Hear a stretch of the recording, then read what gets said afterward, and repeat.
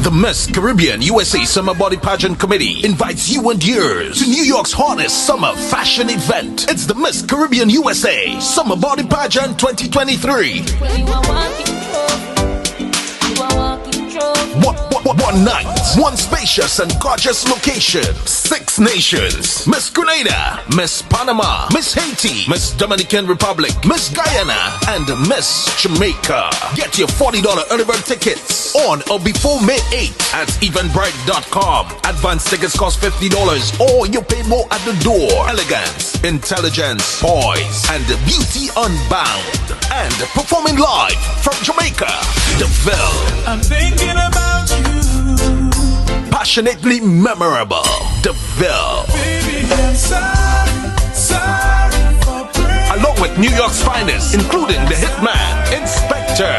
Those up at 4 p.m., showtime 6 p.m. Be seated early at the J Loft, 1055 East 45th Street, Brooklyn, New York. For more info, contact 754-301-1230 or email summerbodyinfo@gmail.com. Miss Caribbean USA Summer Body Pageant 2023, Sunday, 25th June. It's going to be epic. I'm the Caribbean girl. Yeah. Welcome all. It's Right Along Live for today. It is Thursday. Yes, Thursday.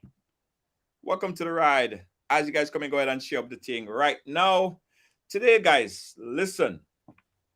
We have an interesting conversation, getting to know someone that I think is an icon in politics, and he has so much information, historical information to talk about, right? I believe. I mean, I've heard about Mr. Kenny Lalsingh, and I'm sure you did as well, as a parliamentarian in Grenada, serving St. Patrick East for 3 terms, both with the NNP and the NDC. And there's so much information of things that's happening now that he could bring light to.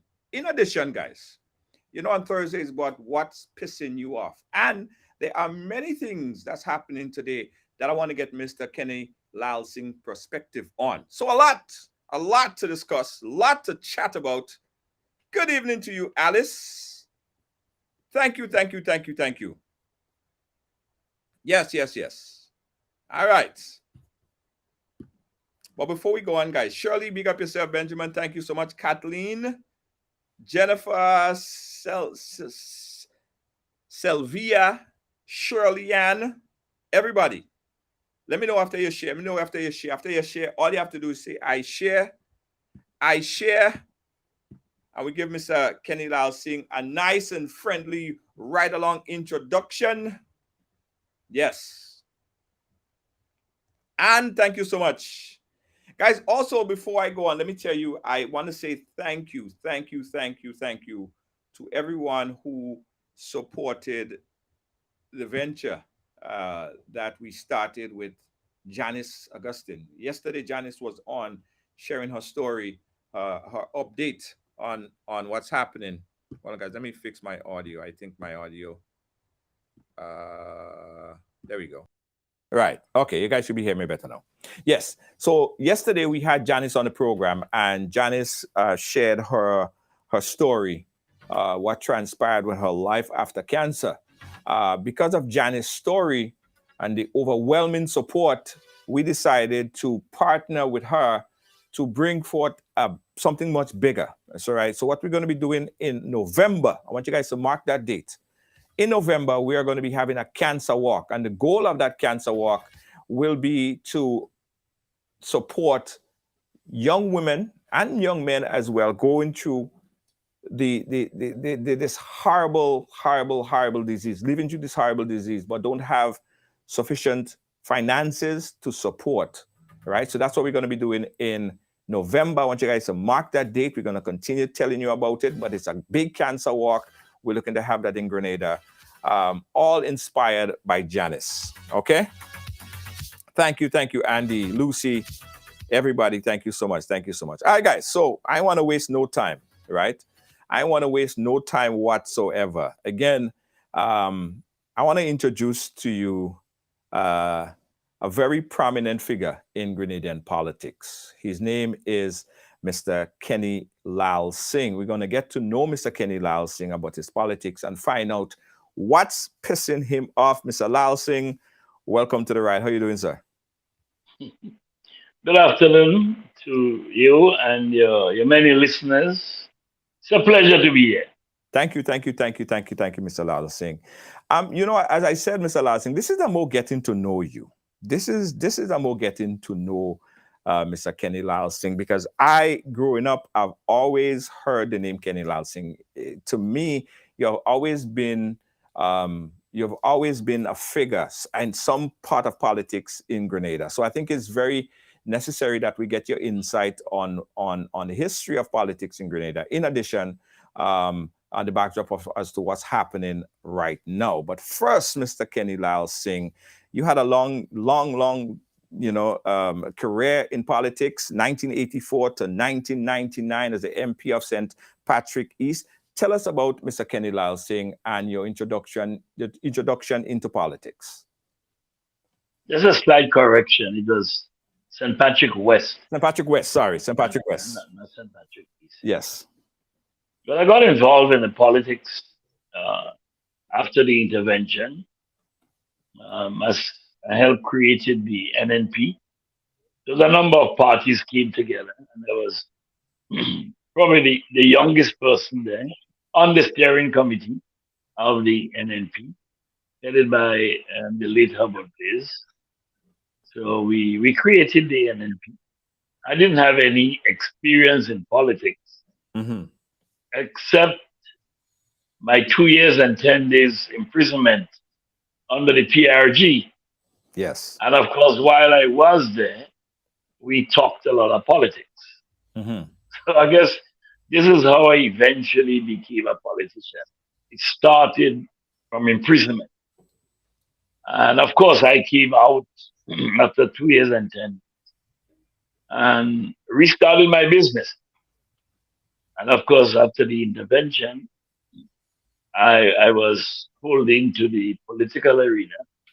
And eventually, I ran for the NNP for St. Patrick West and won the seat. And then became a parliamentary secretary for Mr. Late Hubbard Blaze. When you said founded, or being a part of the foundation of the NNP, who are the other members, or who are the other people that were part of the formulation and the foundation of that political party? Well, it was a GNP headed by Hubbard Blaze.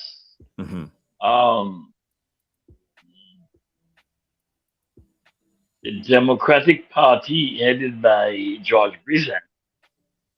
And Francis Alexis had his own party. And of course, Dr. Mitchell was with Francis Alexis. Right. And these three organizations came. Oh, there was a fourth one. Winston White had a small party. So there were four parties that came together and created the NNP and eventually won the elections. So all of the politicians at the time ran against Sir Eric Gary and his GOLP. The NNP won 14 seats. The lone winner was Marcel Peters, who then became the leader of the opposition in 1984. What were the founding principles of the NNP at that time? Well, basically, it was to put in place a government that will help develop the country. Having come from a history of 4.5 years of revolutionary system of government, something that I didn't like, I didn't believe in, but it is part of our history. And the revolution having collapsed because of the internal fighting between the factions, Grenada needed leadership. And so the NNP, having won the election, took on the mantle of leadership to help develop the country and its people. Mm-hmm. Of course, while we had the revolutionary government in place, the other islands in the Caribbean were prospering. They were doing better than Grenada. Mm-hmm. They were getting all the financial help that they needed. Right. Because Grenada was only getting financial help from the Eastern Bloc, the Cubans, the Russians, and so forth. So I think we lost out a lot. And it was hoped that the new National Party would have put in place a plan how to develop the country. What role in the foundation, the formulation, did the former Prime Minister, Dr. the Right Honorable Keith Mitchell, played at that time? The former Prime Minister, Dr. Mitchell, he was a member of the steering committee Mm-hmm. of the NNP. And well, all of us were new to politics, but all of us played our role in the campaign. Mm-hmm. And of course, after winning, the Prime Minister at the time made him the Minister of Communication and Works. And Mr. Blaze had a very strange style. Yeah. He then told the ministers, there were what, 6, 7 of them? Uh-huh. He told them, look, the other guys remaining, and ladies, pick one of them to help you. So he did not put us in any position. Mm-hmm. So Dr. Mitchell there and then, he came to me and he said, look, I want you to be my parliamentary secretary. And I said, sure. I got involved in this thing to help Grenada, and I will. So I became the parliamentary secretary for Ministry of Communication and Works under the minister, Dr. Ethan Chung. Right. So all the other ministers handpicked the other people who were there, Grace Duncan, Miss Andrews, Alan Walker, they were all picked for a ministry to help the minister. That was the style of Howard Blaze. Mm-hmm. Mm-hmm. Tell us a little bit more about that, because growing up, I remember Howard Blaze I remember him when he was in his wheelchair. That's the only time I remember him. At one point in time, we had turn on the light ceremony in Union, and I remember Howard Blaze coming there, and all I remember him was him being in a wheelchair. What was his mantra of leadership? You know, what did he stand strong for as a leader? I think he stood for probably democracy. He also stood for managing the monies collected. But I think he wasn't able to understand running government as a business. Uh-huh. Yes, he might look at a project or two, but I think the dynamism really invest Grenada's money and keep a pace with the changes in the world, how you can develop every aspect of the country. Right. I don't think he had that. I think that thing was that left him behind. So his thing was to collect money, spend money. Collect, spend, pay the bills, maintain the roads, do the buildings. But in terms of true development, I don't think he had it in him. Mm. How did now the transition of leadership from then Herbert Blaze to Dr. Keith Mitchell? What was the process of that transition? How did that work out? But what happened in just before the election of 1990? Dr. Mitchell was able to take the party, NNP, away from Mr. Blaze. At that particular convention, Dr. Mitchell, being very shrewd, he organized the delegates to vote for him. Now, Mr. Blaze never expected that. Mm. He never expected because I remember former Prime Minister saying he will be a house slave to Mr. Blaze all the time, anytime. That was his position. Mm-hmm. He's prepared to play the part of a house slave. Of course, he had his mission. Mm-hmm. His thing was to get leadership. By doing what he did, he was able to push many people out of the party. I left early, and then Brizan, Alexis, and Tillman Thomas left. Of course, the less people within make Mr. Blaze more vulnerable. Mm-hmm.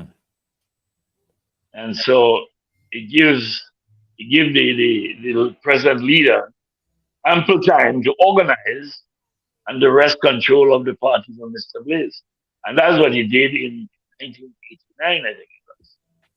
But of course, by then, in 1987, we had formed the National Democratic Congress, Yes.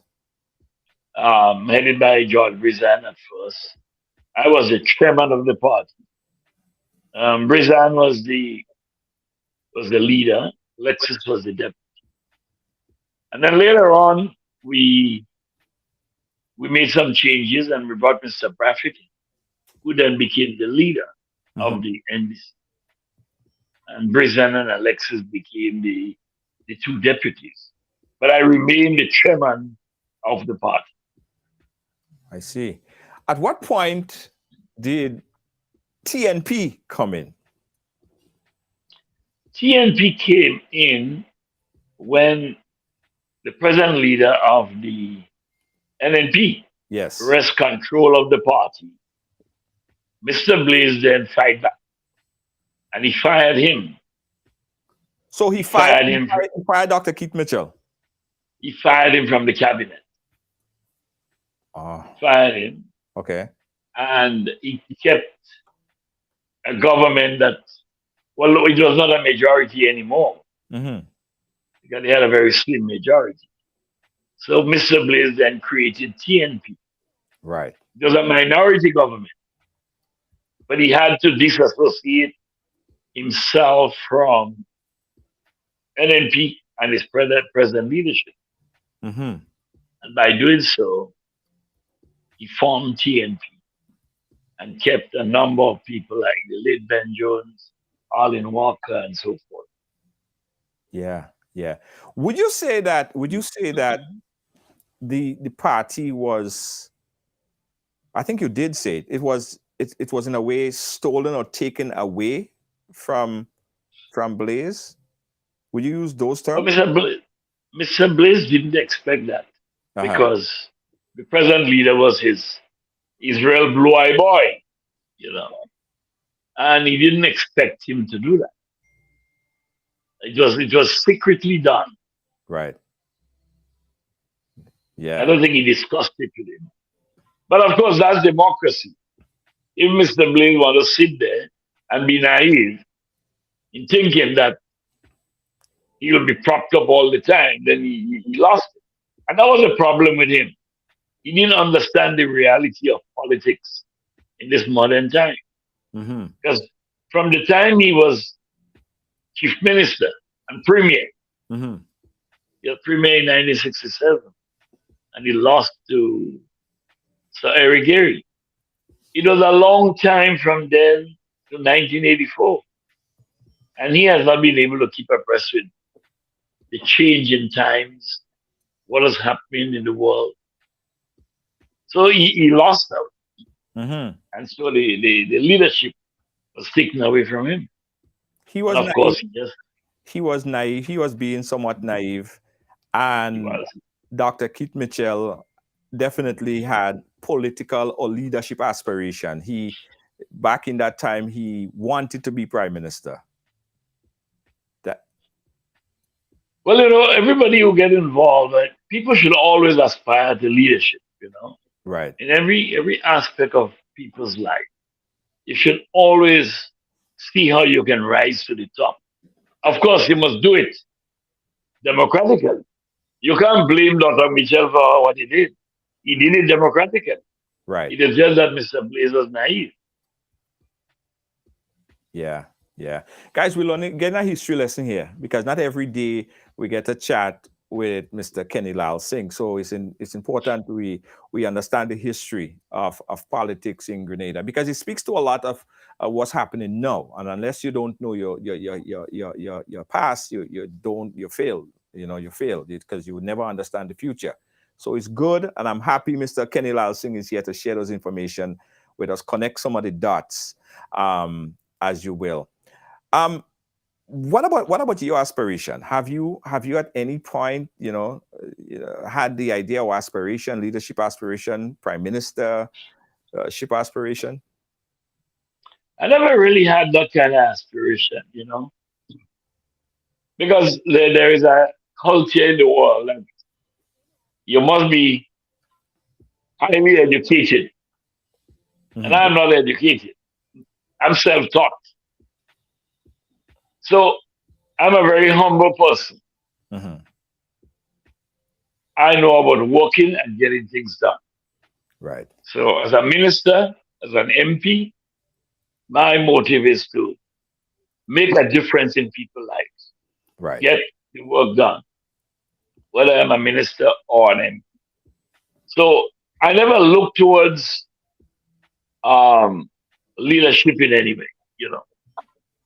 Right. It was not my call. Tell us about the political climate back then, right?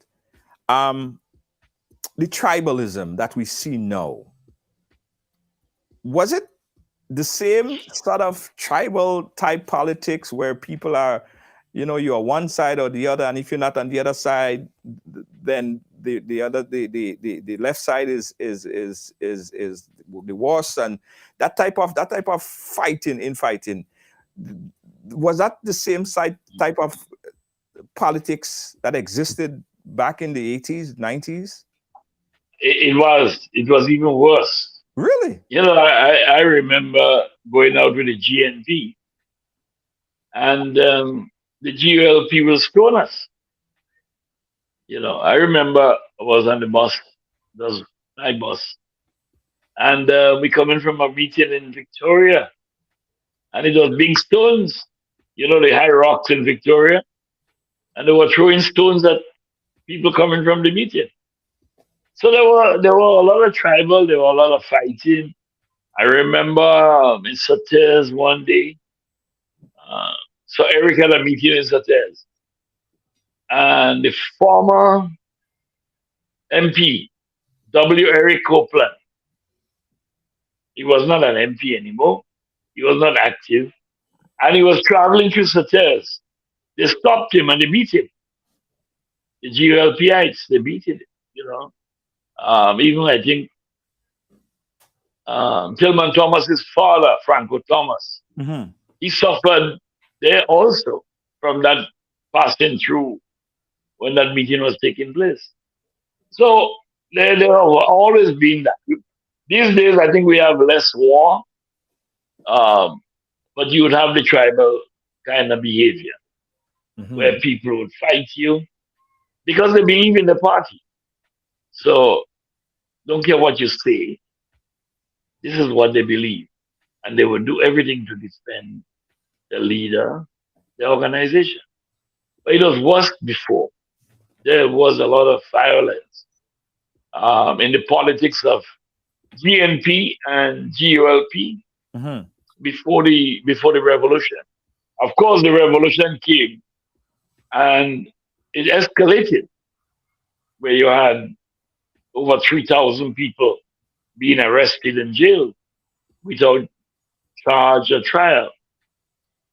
So we had have that serious violence and tribalism in the past. Hmm. Tell us about, and so when people talk about how it's bad now, you saying back then it was worse. It was It was. physical. Wow. Okay. All right. It was. As much I know, there were a lot of incidents. People end up in hospital. You know, a lot of chopping. It was worse. Today is far better Mm-hmm. politically than before. You Let's see, in politics, yeah. it depends on the leader.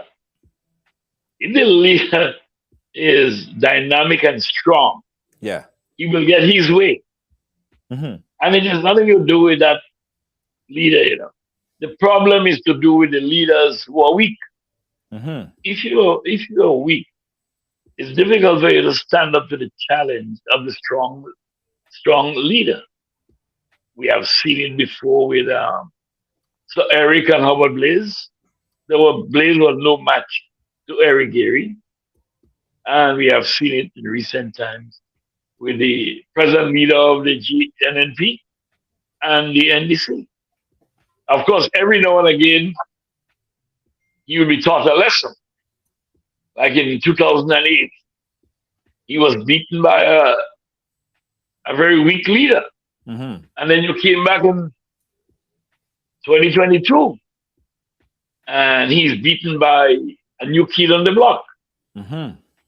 So strange things happen in politics. You might be good as ever, but if you don't know when to give up, if you don't know when to change strategy, Yeah.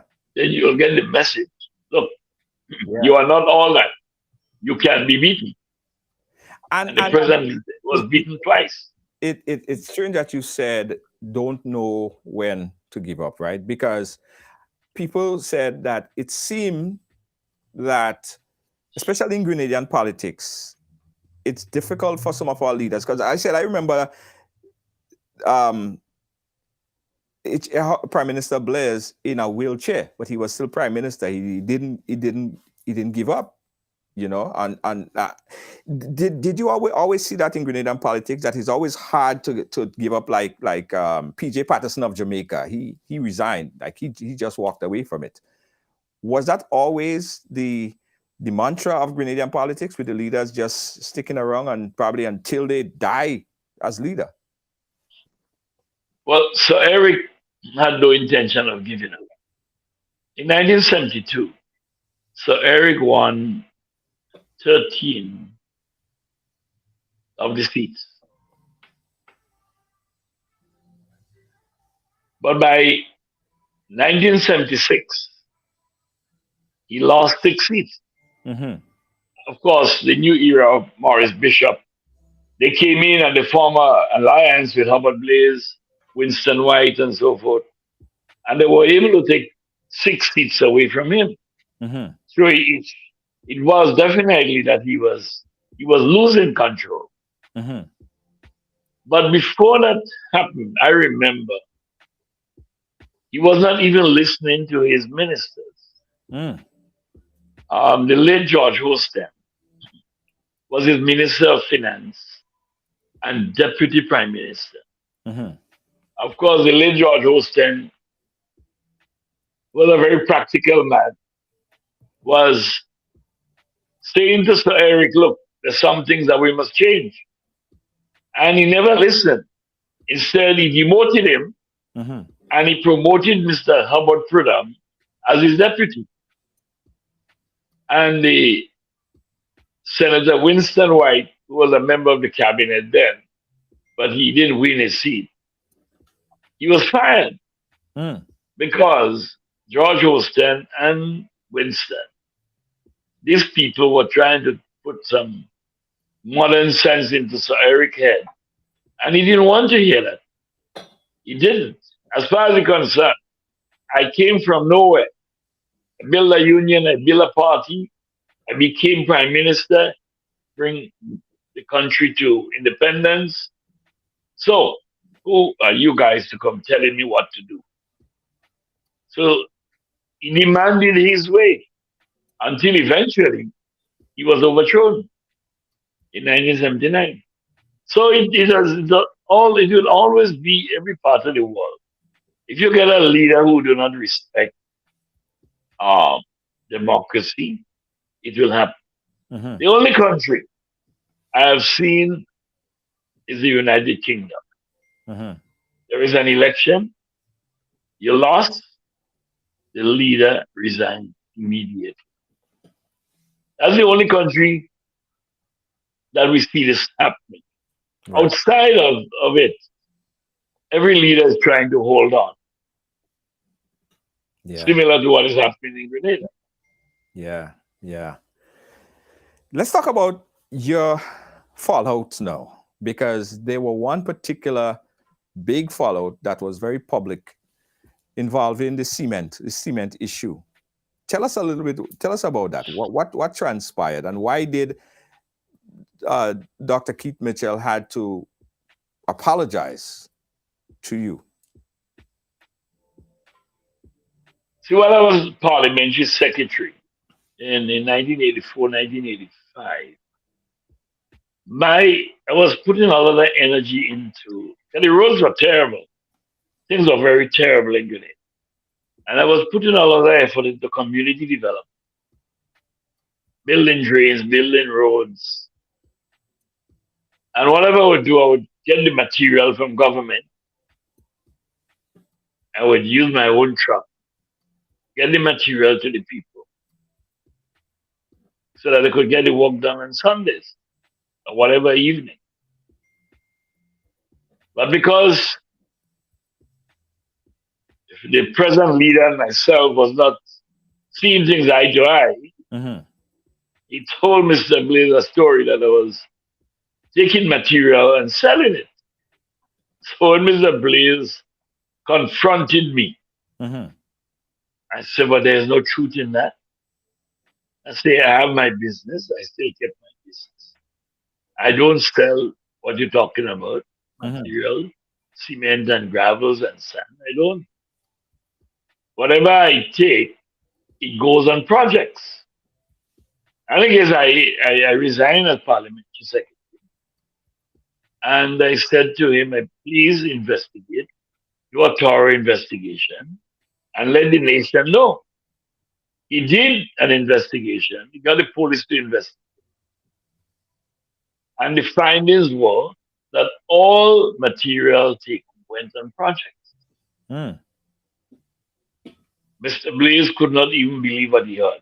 He asked for another investigation, Mm-hmm. and he got the same result that all material taken went on projects. And they identified all the projects that I was.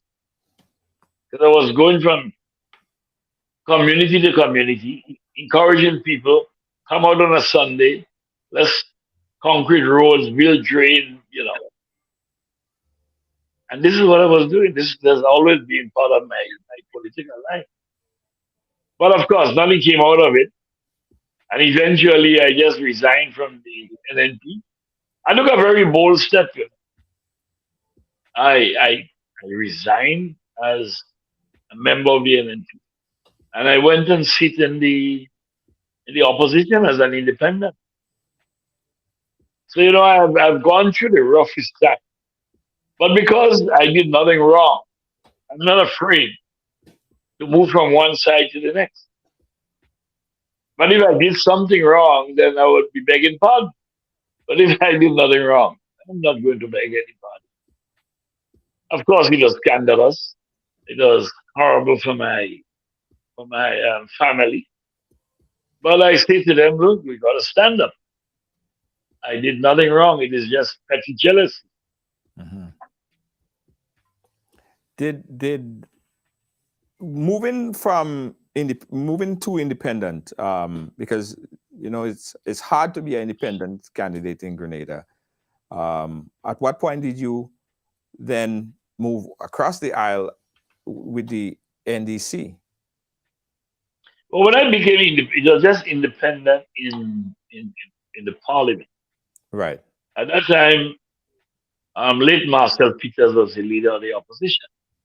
So I eventually sat near to him. And I was giving my opinion as an independent. Sometimes I would agree with him, but I deal with my thing independently in parliament. And of course, I continue to help my constituency. Of course, Mr. Blaze and the present leader never gave me anything to work in my constituency. And they were so petty if they had a project in my constituency, they would not even invite me. Mm. I remember when they, I think it was in Monkridge, when they were turning on the lights in Monkridge. Because a lot of the country areas did not have electricity. They never even invited me. So this was the hardship some of us faced. But of course, by the following year, I think Francis St. Louis resigned. Mhm. And then Francis Alexis George resigned. And Tillman Thomas, they all resigned en bloc. And they came over to the opposition bench. And of course, while we were there, we started talking. And we eventually formed the National Democratic Congress in 1987, created a party. Hmm. But we had many meetings before, many discussions, and we formed the NDC. What was the as you did when you were part of the formulation of the NNP? What was the founding principles now of the NDC? Well, it was similar. Huh? The thing about politics is about development. Mhm. You want betterment for your country and its people. Because even all now, the policies of most parties, except your extreme left, but most parties, their principles are basically the same to Right. develop your country and its people, to make life better for the people, to bring happiness, to educate your people so that they can develop themselves. It basically is the same. Having failed in NNP, then we were hoping to get it done in NSC. Yeah. But then we only had, when the NDC came in, we only had one term and didn't get a lot of things done. Because again, some fundamental mistakes were made and caused the NDC to lose the election in 1995. What do you think was some of the fundamental mistakes? Mr. Bradford, the Prime Minister and Minister of Finance at the time, reintroduced personal income tax Uh-huh. in an election year. And I was against it. I said, this is a mistake, this is an error. I told all the other guys, we should not support that. How can you reintroduce personal income tax in an election year? But they never listened to me. Well, of course, the present leader of the LNP used that as a campaign tool, Hmm. introducing personal income tax, want to take away money from the people. And that was his campaign. The other thing he used in 1995 also, he said that he will pay salaries fortnightly. I think it was in 1995, he says. These were the two major things that caused him to win the election in 1995. The mistake by the NDC, reintroducing personal income tax, because there was no personal income tax in Grenada during that 1984 um, up to 1995. There was no personal income tax. Mm-hmm. There was just a consumption tax across the board. Right. But when Mr. Bradford, the late Prime Minister, reintroduced personal income tax, that was a negative in the country and for the party. And that's why the NDC lost the election of 1995. And of course, the present leader added a number of promises that he never fulfilled, like Right. the one about paying salary fortnightly. Yeah, He that was the first person. I want to go in He on was that. the first person that spoke about paying salary fortnightly in 1995 elections. And what was the And he reaction? never did it. What was the reaction by the people? Well, it was a new idea. You see, he sold it well. So if I pay you every fortnight, Right. you would have a lot more monies in your hand. Um, People didn't understand what was going on.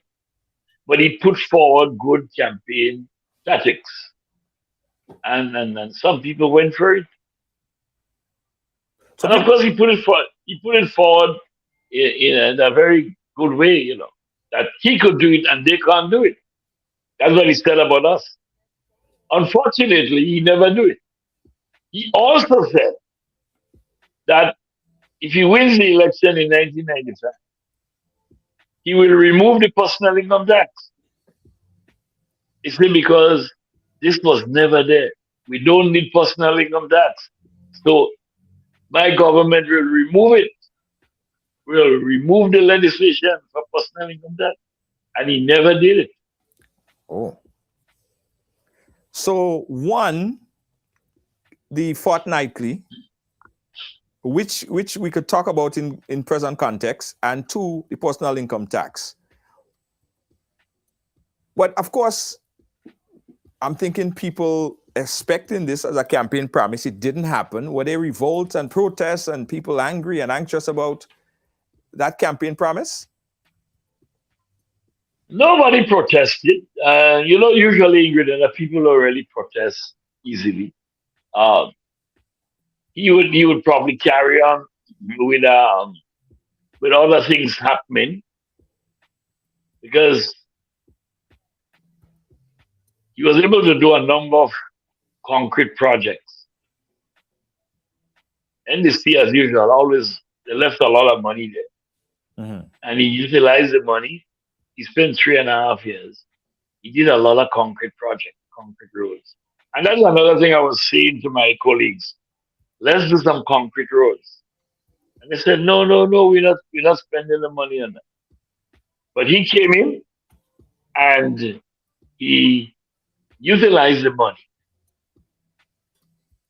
do a lot of concrete roads for 3.5 years. This is why when the election was called in 1999, he won all the 15 seats. Yeah.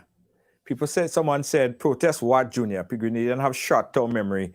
And it's true. It's true. It's true. It's quite right, It's a 2 weeks thing. They forget tomorrow.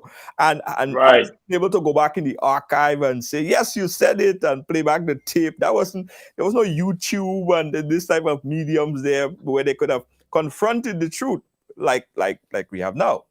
It's a little right. different. At that particular time, what was the biggest issue that affected Grenadians? There were many issues. You mean which period you're looking at? In 1995? 1995, yeah. So we're in that period, 1995, and we're going forward from there.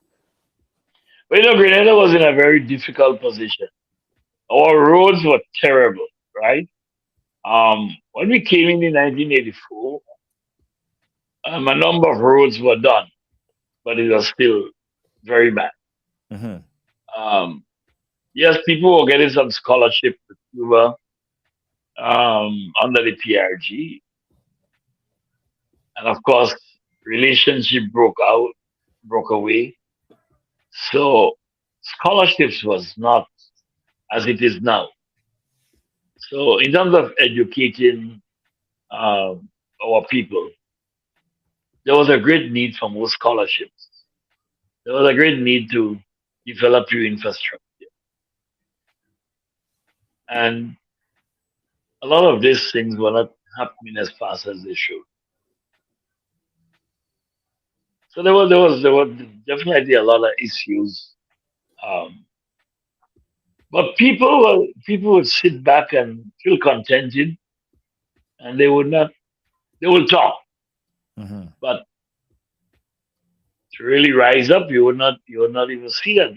I've seen that in Gary days, before the revolution, where the nurses had demonstration, as in the early 70s. In 1974, we had a lot of demonstration put on by Morris Bishop and Code and them. Mm-hmm.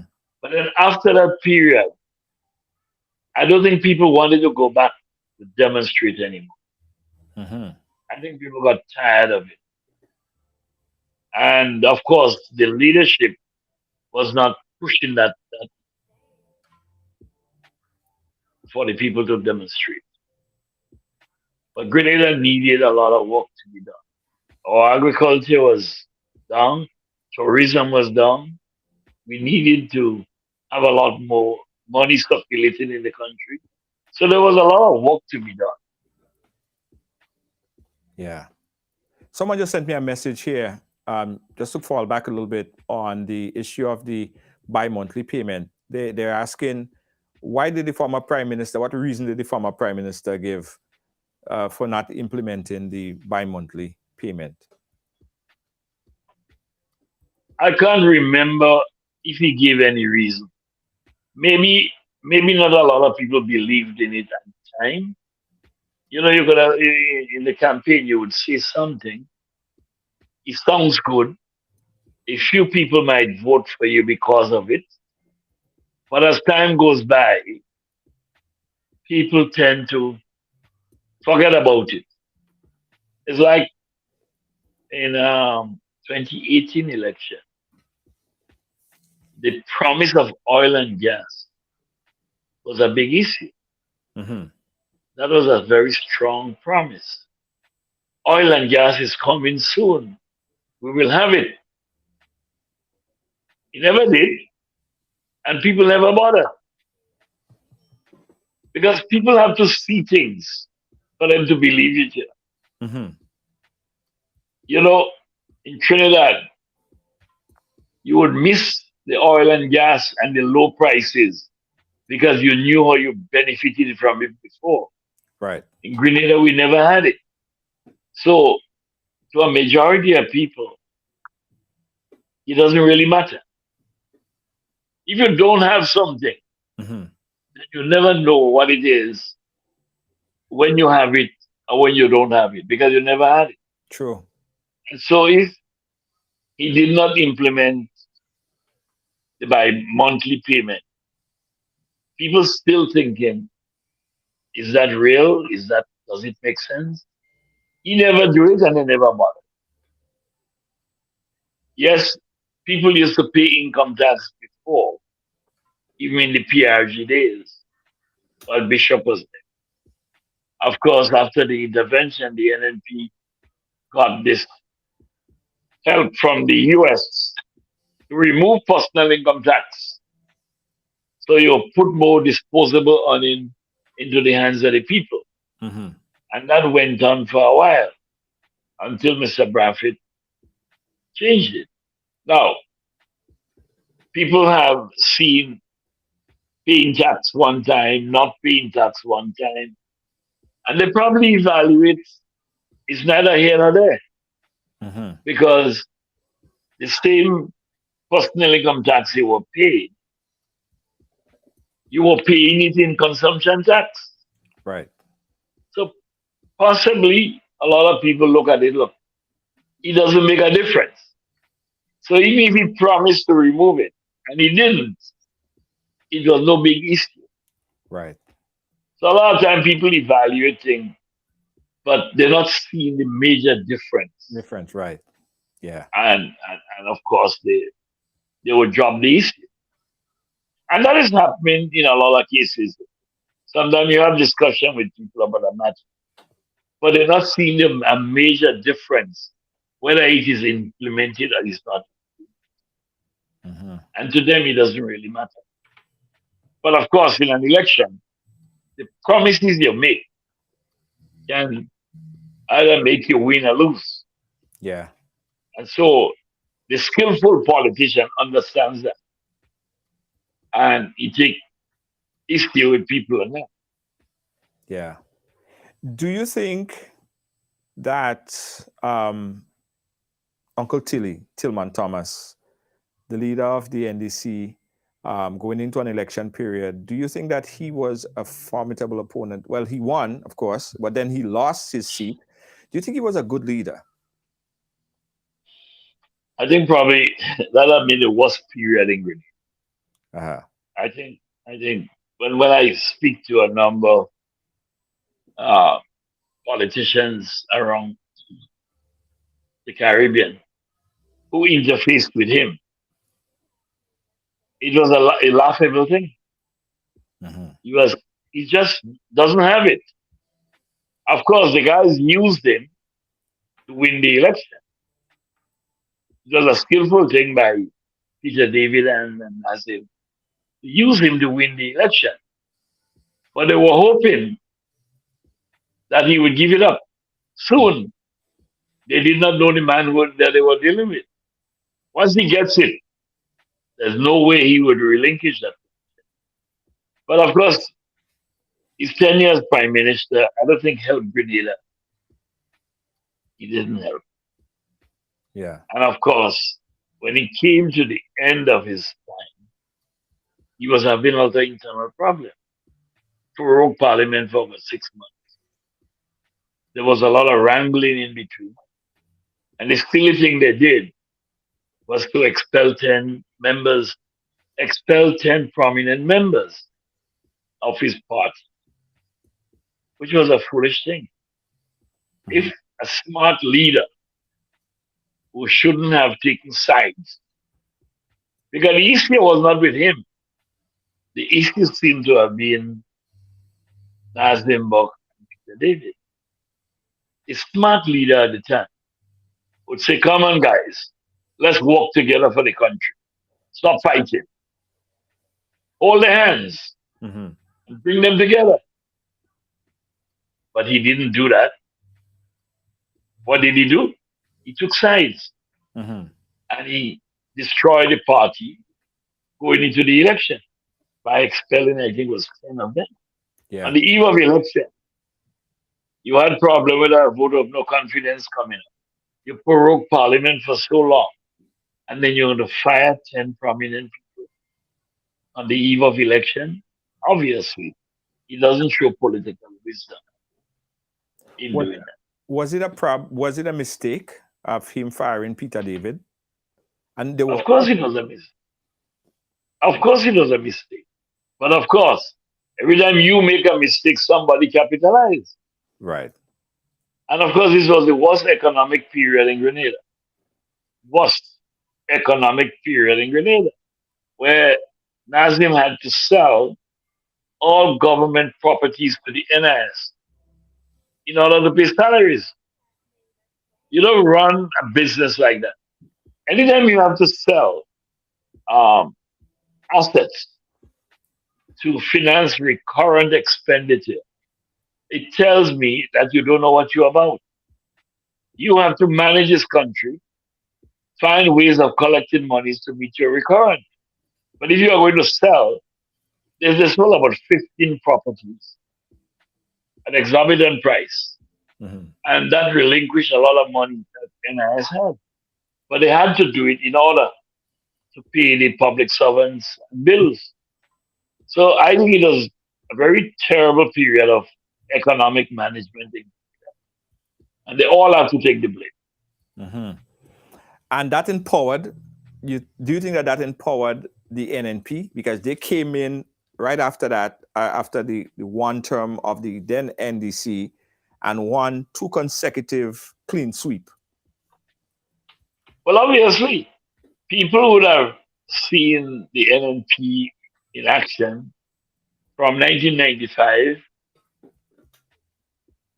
to 2008. You have seen them in action. Mhm. And if these guys fail, when you do an assessment, it means that they're not capable. And obviously, you give the NNP the swing in order to win the election. Of course, at that time, I was very active with the NNP. I was the campaign manager. Mm-hmm. I was the campaign manager for NNP in that election.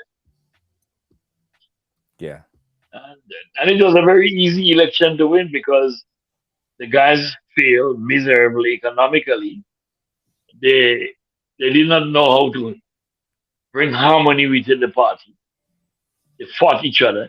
So if you are fighting your own brothers and sisters, then what will you do with your enemy? You might want to kill them. Right. They say, charity begins at home. You must show us what you're doing at home in order for me to trust you on the outside. Yeah. Martin is saying, can you forget that there was a recession during that time with Uncle Tilly? So he was coming up against a headwind, well, not a head, a massive storm. Did he get the Yes, short end of the stick because in fact there was a global recession? there was a global recession, yes. But of course, when there's a global recession, you have to manage your finances. It can't be business as usual. They had a very huge cabinet. And one of the things I looked at what was going on, there was a lot of traveling taking place. When I looked at the budget expenditure was way higher than the previous government. They did not manage the money properly. So when there's a recession, it calls for tighter control.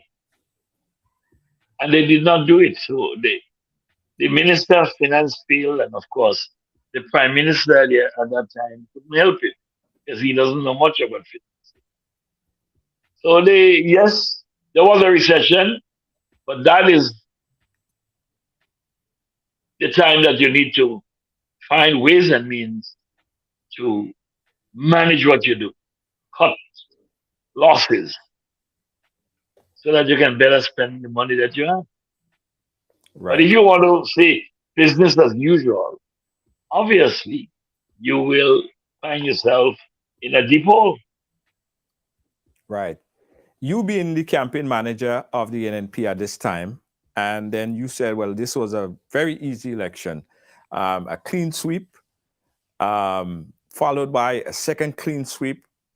Peter David, well, during that period, Peter David moving over from the NDC into the NNP, which you said that it was a mistake that he was expelled, strengthening the NNP.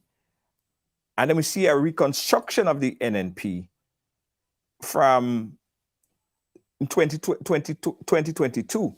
Did you ever think that the NDC, sorry, would have ever come back after such defeat?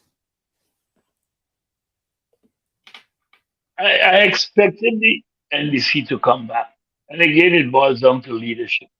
Mm-hmm. If you get the right leadership and you have the issues right, it was not hard to win. Obviously, the NNP leadership didn't realize that you are up against a party with a new leader. One, the NNP didn't realize that there was a lot of mistrust, and the people could not believe in what they were telling them. So mistrust on part of the NNP has been a positive for the NDC. And of course, the new leader promised to pay the pension. When you talk dollars and cents, Mm-hmm. when you talk dollars and cents, that is what propelled people to vote for you. We can go back to 1995. Mm-hmm. When the leader in 1995 talked dollars and cents, we are going to remove the personal income tax and you will get more money in your pocket. That meant a lot to the people. Mm-hmm. When he said he will pay in 1995 bi-monthly, and that will put more buying power and more money into your pocket, Right. that meant a lot. So similarly, now, last year, sorry, by the new leader, promising to pay the pension has been a major factor for the win. But As a matter of fact, the election changed course about 3-4 weeks before the date. yeah, but Dr. Keith Mitchell being such a strong political figure, understanding the dynamics of Grenadian politics. We spoke about from where he came, understanding this so well. Why do you think that was such a massive oversight on his part, or why did he make such a big mistake? See, look, Dr. Mitchell, all his life, have been calling the shots for everything that happens around. You know, I've been there with him twice. If he decides to do something, don't care what you say, he will not do it. He will not. As far as he's concerned, he's the brightest man around. He knows what to say, he knows what to do, and you can give him all the advice. He will not take it. But of course, if you build a cultural habit all your life and you have been winning, who is me and you to come and tell him something? He has been successful in winning. And that success in winning is what propels him to do what he wants to do and when he wants to do it. To come and tell him do differently, you'll be out of place. Now, your question is, if somebody has an open mind and if that person is willing to listen to my team of soldiers and understand that we are all equal as parliamentarians, and let's work as a team and listen to the ideas of them, he wouldn't have lost. But as far as he's concerned, he's correct in everything he did. And when you behave like that, then people then mistrust you. I remember with the pension, when he came and he had this thing in the trade center, and he put in place a committee, a pension committee. The pension committee reported to him. All what they tell him to do, he never did. He never did. So he will put committees in place. It is just a show. It's not really to get results. He will have a team of ministers around him. But it's just to use them to do what he wants to do. It's not about a good team effort for development. And I hope I answer your question. How did he make that mistake? Yeah. A lot of people said that the campaign slogan and the campaign itself, the one for the road, was a mistake in its own because it kind of focused the whole attention around him. We had it with a 12% swing. The focus of it was around him, and he lost a lot of those seats because it wasn't a vote necessarily towards the NDC, as some people said. There was more a vote against the NNP. What's your thoughts on that? Yeah, that's correct. I think it was a vote against, not the NNP. I think it was a vote against the League. And when he brought the campaign down, like you said, give me one for the road. And I heard him one time say, give me the thing. No, I want the thing. Give me the thing. One for the road. He was bringing the campaign down to the lowest level, you know? And that annoyed a lot of people. And then that also tell people, you know what happened? He losing. He start to beg. He was begging. And once you start bringing it to that level and you're begging, people then read between the lines. So he threw it away himself. Was Delma Thomas right? She made a number of utterances in regards to how things was happening, and her then decision to move to the NDC. Was she from your perspective, was she right to come out the way that she did and speak out against her leader the way that she did? I think she did it. I think she made the right. Um, Remember, these people have been around the leader for a long time, and all of them are genuinely supportive of him. Of course, they also know the weakness. They also fall victim where he dictates everything to everyone. I remember maybe 2.5 years ago when I wrote a story giving the leader some advice what to do. It was a Facebook story. And many NNPIs, Mm-hmm. they would call me and say, "Boy, you're brave to do that, yes, but I think you're right. What you're saying is correct." Many of them. But they can't tell him that. I said it. And I really gave him genuine ideas on how he can turn the party around. If he had taken my ideas, he would have won the election. He didn't take them. So I think Delma feel hurt. You have lost the election. You're analyzing why you lost the election. So you're looking for genuine comment. If she happened to make a comment or two that you probably don't like, you don't have to get hostile to her. But he got very hostile to her because he made comments that he's not happy with. And then, as she said, some of the close people were saying things against her Mm-hmm. that she didn't expect them to be saying.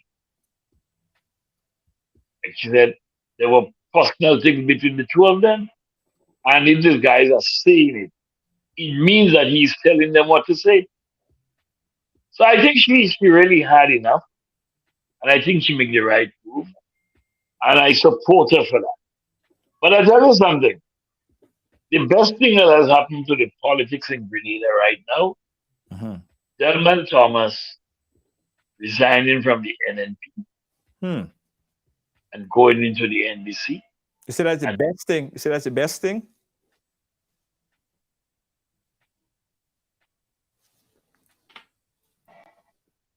Yeah. added to that, Yeah. Yeah. You say I that's the think I think it now leaves the NNP to salvage what they have and build back their party. So in other words, all the back and forth, all the fighting back and forth while Delma was there. The onus is on the NNP leadership now to get their act together. Because I want to see democracy in Grenada country. I want to see the two parties be strong. Because that is how you would maintain democracy in your country. yes. So I need to see two strong parties in Grenada. So the best thing has happened. She gone. The others must realize, look, she's no longer there for us to be fighting her. Let's get our act together, consolidate the party, move to a convention, and elect a leader. If you want to elect your same leader, go ahead. But have a convention. Yes. I believe they should have a convention. The nonsense of, oh, you're organizing and you're organizing, that's nonsense. They know what to do. Have a convention. If Dr. Michel believes he wants to run again, go up and do it. Let democracy prevail within the party and outside the party. So I Hmm. think the best move have just been made, like I said before. Yeah. You had a you are you have a broad understanding of this both sides of the politics because you've been on both sides. So let me ask you this question. What is Dr. Keith Mitchell's feeling about Peter David as being leadership? And if not Peter David, then who? And somehow, from what I'm hearing, that he doesn't want Peter David to become the leader. Of course, within the party, and I speak to a lot of NNPIs, Peter David is favored as being the next leader. But of course, I believe it's not that he don't like Peter. I believe he wants to continue leading the party. Hmm. That is the leader's position. I must remain as the leader. And he will fight Peter David because Peter David is being seen as the best prominent person to lead the party. So all the talk about somebody from outside must come and lead, it is utter nonsense. Nonsense. I think if people want to lead, they need to come into the party and choose a leader from within. You know, and you have people within who are capable. But if he wants to handpick somebody and bring them in, that is not very good. Mhm. Yeah. Interesting perspectives on all of this thing. Yeah, I know we have about 5 more minutes. If you could spare us some more of your time. Does Peter David, is Peter David getting that message? Do you think Peter is contemplating? Do you think Peter is even, thinking now that he could be leader or pushing towards it? Because he did made mention that he would like to be if they call a convention. Do you think Peter now is contemplating otherwise outside of the NNP? I don't think so. I think Peter is in the NNP, and I don't think he has anywhere to go. I don't think he's contemplating anything differently. I think this is what I picked up. Whatever he has said before, that if there is a convention, he will make himself available, because the present leader already said that he is not continuing. And I think Peter is right, quite right. If you want to, you believe you have a role to play as leader of the NNP, then go for it. Don't be afraid. Put yourself in position and go for it when the right time comes. But of course, all the problem with they're not ready for convention yet is utter nonsense. Mm, interesting perspective. And finally, what role now does Delma Thomas play in the NDC now that she announced that she won't even be in cabinet? What role do you think that she could play going forward? But sometimes people go slowly. I think she's doing something right now. I'm told, which sometimes you need a little breathing space that you don't jump from one to the next too quick. So I guess that is what she's thinking.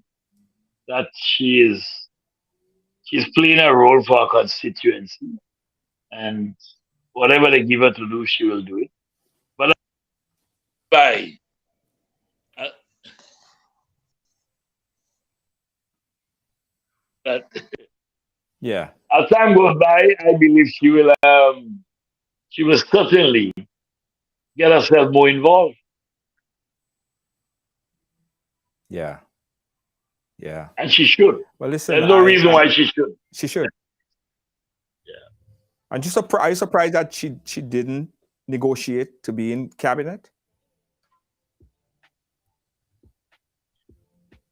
Well, maybe she's taking a slow pace at doing things, which is good. See, sometimes you could play a good role outside a cabinet even better. And sometimes you take one step at a time and you don't jump from one to the next too quick. Right. So maybe she's doing it right, marching slowly. Yes, yes, yes. Listen, Mr. Lalsingh, we could chat all day because it's great history. And I think it's important that people know the history of politics in Grenada. Because the same thing that you said that was happening back then it's happening now. Nothing really changed. The more things change, the more it remains the same. It's the same thing that we're seeing now. It's just a revolving door all over again. So we thank you for putting the politics into perspective here for us. Now, final. What's pissing you off? What's on your mind? What's pissing you off right now? Because that's Thursday. What's pissing you off? Nothing really. I just keep myself focused. I develop in my business. Yes. And of course, I watch what's going on and I would share my opinion. Nothing pisses me off, man. I'm enjoying life. I'm enjoying life. I've always enjoyed life. Don't care where you put me. I enjoy life. Even when I was in detention in Richmond Hill, when a lot of guys thought I would have been crying, I was enjoying myself. Yeah, that's right. That's right. So wherever I go, I enjoy life. I face problems. I deal with my problems and move on. Nice. Thank you so much, Mr. Kenny Lalsingh, for chatting with us with this very important historical view of politics in Grenada. Thanks again, my brother. Any last word before we wrap up? Thank you. Thank you. And I think we have said enough. I mean, it's always a pleasure. It's a pleasure to chat with you and your listeners. And I do hope that whatever I've said, I did not offend anyone. I do hope whatever I've said is bringing a clearer picture. And anyone can feel free to question me or comment or disagree. I have no problem. So they can reach out to me. Anyone who believe what I've said is not correct, or you want to further discuss anything, I'm always willing. Thank you. I appreciate you, Mr. Lalsingh. Thank you also. All right. Guys, that was an important conversation. With Kenny Lalsingh, former MP. Yeah. Let's take a quick commercial break, guys. We'll be right back. You're watching Right Along Live. I got some closing remarks. Don't move. We'll be back.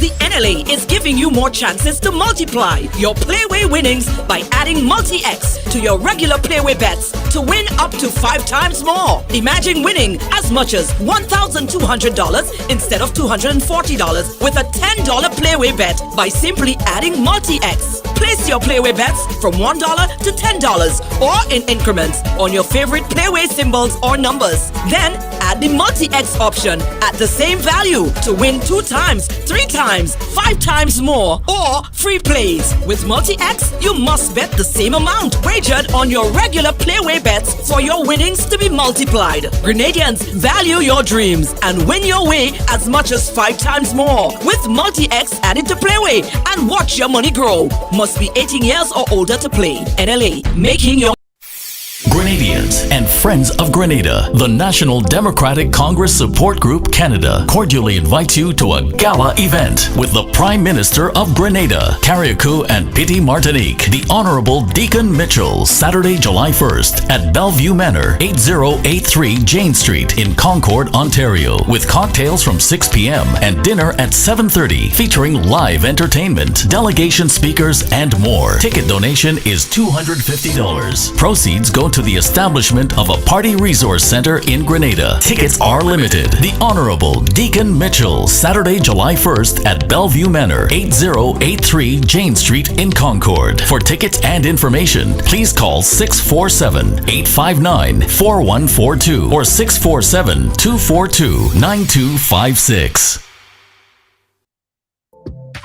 Yeah. All right, guys. So here's what's pissing me off. Guys. Right? First of all, I saw someone made a comment earlier in reference to, it's only certain set of people I just have on the program. I want to reiterate this. I've always said this from day one. I will speak to anybody that was willing to speak to me, right? I have an open door policy right here and Right Along Live. I have an open door policy on this platform. I will speak to anyone that will speak to me. right? So if anyone in the opposition side would like to speak and talk about, their life, right along life, every one of a story to tell, I was more than willing and happy to have this conversation. And not like we didn't. I mean, we had multiple conversations with Dr. Keaty being on the program before. We had, Minister of Tourism back then. We had Clarice Modest Cohen. We had Emmeline Pear being on the program. I mean, you name it. We had them all. And we want to have more conversations like these because, I firmly believe that no matter what political side you sit on, at the end of the day, you love Grenada. You love this rock.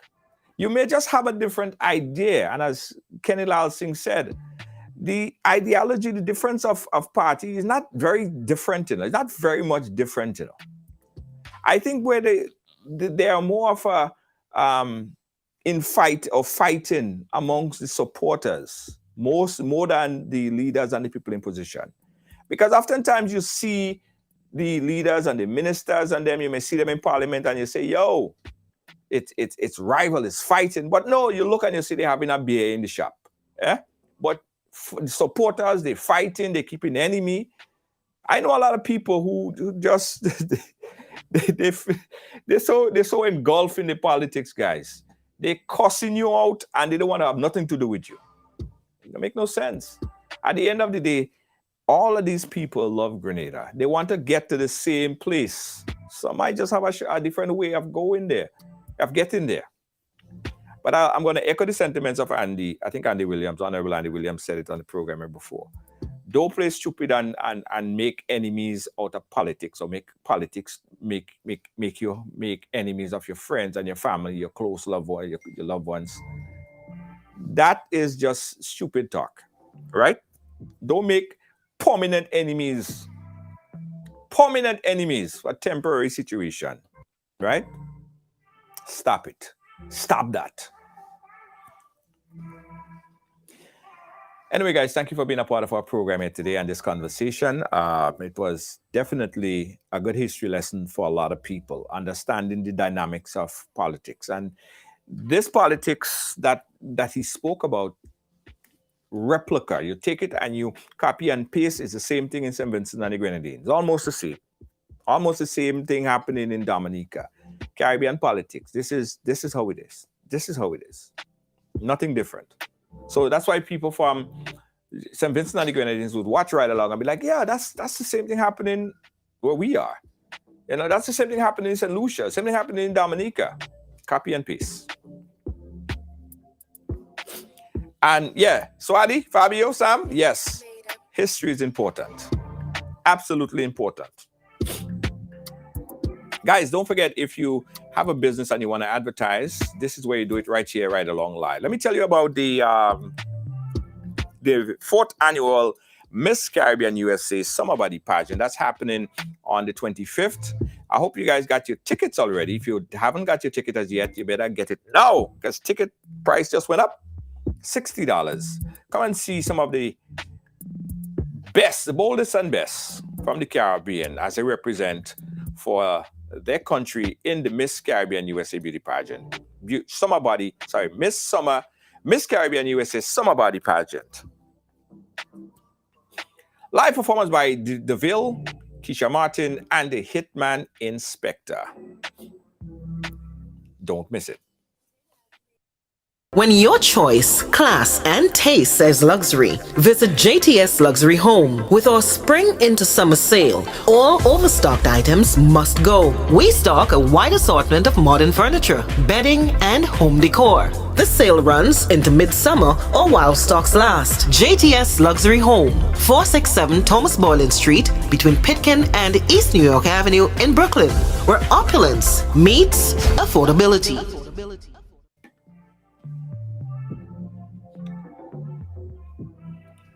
Also, guys, don't forget the Riders Big Money Bingo. Riders Big Money Bingo, $1,500 bingo. And that's going on the 24th of June. Yeah, 24th of June. Get your tickets right now, guys, at rightbuy.com. That's rightbuy.com.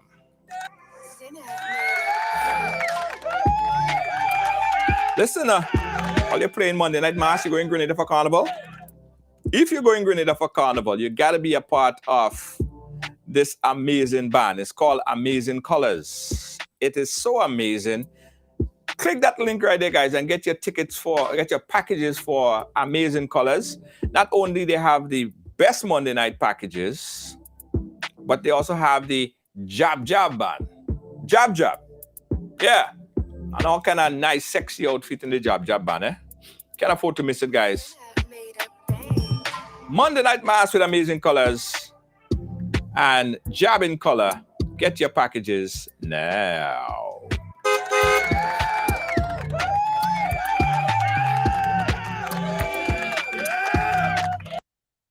The Miss Caribbean USA Summer Body Pageant Committee invites you and yours to New York's hottest summer fashion event. It's the Miss Caribbean USA Summer Body Pageant 2023. One night, one spacious and gorgeous location, 6 nations: Miss Grenada, Miss Panama, Miss Haiti, Miss Dominican Republic, Miss Guyana, and Miss Jamaica. Get your $40 early bird tickets on or before May 8th at eventbrite.com. Advance tickets cost $50 or you pay more at the door. Elegance, intelligence, poise, and beauty unbound. And performing live from Jamaica, DeVille. I'm thinking about you.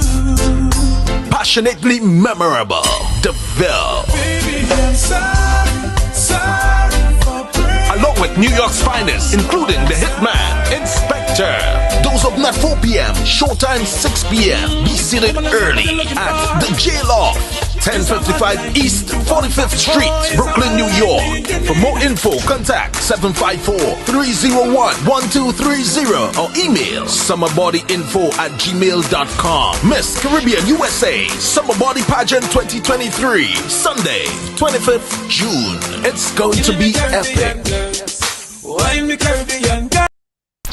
The NLA is giving you more chances to multiply your Playway winnings by adding Multi-X to your regular Playway bets to win up to 5 times more. Imagine winning as much as $1,200 instead of $240 with a $10 Playway bet by simply adding Multi-X. Place your Playway bets from $1 to $10 or in increments on your favorite Playway symbols or numbers. Then add the Multi-X option at the same value to win 2 times, 3 times, 5 times more, or free plays. With Multi-X, you must bet the same amount wagered on your regular Playway bets for your winnings to be multiplied. Grenadians, value your dreams and win your way as much as 5 times more with Multi-X added to Playway and watch your money grow. Must be 18 years or older to play. NLA, making your dreams come true.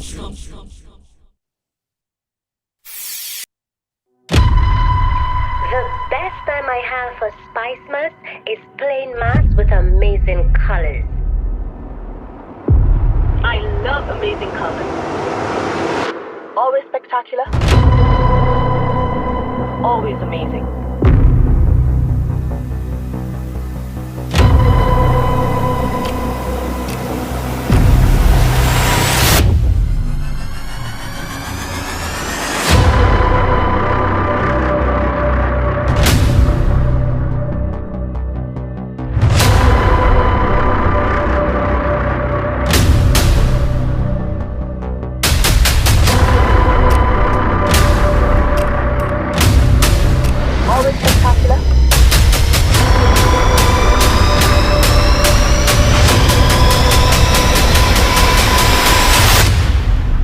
Always amazing. Once again, guys, thank you for being a part of our program today. On behalf of all of our production crew here at Team Ride Along, Lice JJ, our senior executive producer, of course, our moderators, Gail, Kibbs, Tian, how you doing? Big up yourself. Hey, big up to Captain Harris. How you doing, my friend? Big up Captain Harris, Rockin' J, and everyone checking us out. Far, near and far. Catch you guys again tomorrow. Tomorrow, right, trivia. No drama on a Friday. Hoping to see you guys there. Good night.